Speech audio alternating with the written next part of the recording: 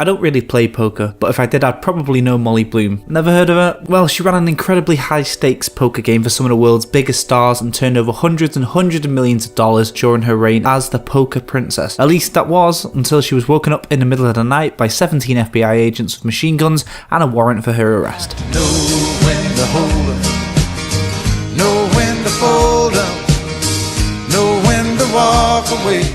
Molly's Game is a fictionalisation of the true story that I've just alluded to. It's the story of Molly Bloom, dubbed the Princess of Poker, who had a run-in with the Italian mob, the Russian mob, the FBI, and Tobey Maguire.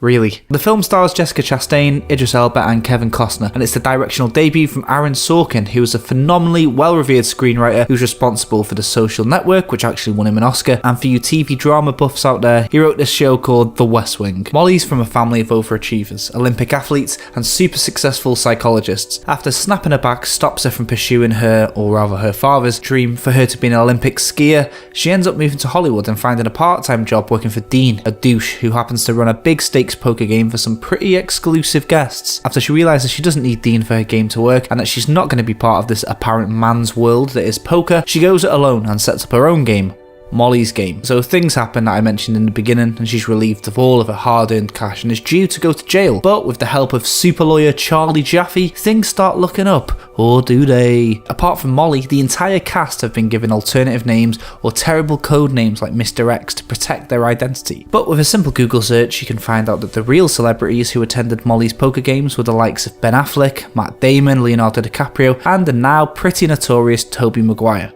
Okay, so let's get into what makes this film stand out and why I've made a video on yet another fictionalisation of a true story. I'm sick of saying it, to be honest, but every film I've gone to see that's ended up being good has been one of these lately, and there's a lot more coming up this month, so god. Anyway, Molly's Game has incredible pacing, with almost no dead beats and a solid matter-of-fact storytelling technique with some simple yet effective uses of freeze frames and voiceover narration from Molly herself. It's kind of similar to something you might have seen in Wolf of Wall Street more recently. It's snappy and it makes you feel more intellectual than you have the right to be. You're lulled into this great sense of knowledge and empowerment. The story is easy to follow, but the way Molly talks about the mechanics of poker, you actually understand it even if you haven't got a clue about the game, and hey, that's a pretty big ego massage. The pacing really rolls and the film doesn't seem to lull at any point, despite it being just short of 2.5 hours long. This is probably because there's no typical Hollywood dead-end love story to bog down the plot, and I think that it also helps the way the storytelling isn't completely linear, with the scene of her being reprimanded by the FBI being the opening scene. You're constantly fitting pieces of the puzzle together, so it seems like nearly every few lines of dialogue is rewarding and purposeful, and that intrigue really helps with the pacing of this film. So that's the writing out of the way, but what about the performances? Well, I'm not a huge Idris Elba fan, to be honest, and in fact the last performance I liked him in, he also had an American accent, so maybe it's his voice. Who knows, but without being too judgmental, his performance here is better than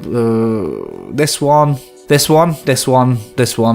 It is good, okay? Jessica Chastain, on the other hand, well, what can I say? She's playing a headstrong woman who all men have fallen for. She doesn't give in to them once, and that's nice, isn't it? Sometimes we can have a woman with a cleavage on show for 75% of the film, and it doesn't have to go anywhere. Jessica seems to be pretty popular with a lot of people on the internet for her looks, but even if she performed with a bag on her head, she'd be great in this. It's a really good performance from her, I must say, and she manages to be completely believable as both a feminist powerhouse with no distractions, and at the same time, a girl who's never moved out from under her father's shadow, and one that seems on the edge of a mental breakdown at any point. You can watch the real interviews of Molly Bloom to follow this up if you're so inclined, and I'm interested to know what the rest of her life looks like, and maybe you will be too. I'm not sure which parts of the story are true and which are fictionalised, but I'm assuming it's all real to a degree. Call me naive, but well, actually, yeah, maybe I am. Overall, great pacing, great performances. Idris Elba was more than tolerable, which was nice, and I felt it managed to pack in a lot into its 2-hour and 20-minute runtime, so I didn't feel emotionally shortchanged. Molly's Game has even been on the receiving end for some hot takes for Oscar nominations, so you never know, this could be my first review of an Academy Award winner. You never know. Hey, and speaking of Oscar season,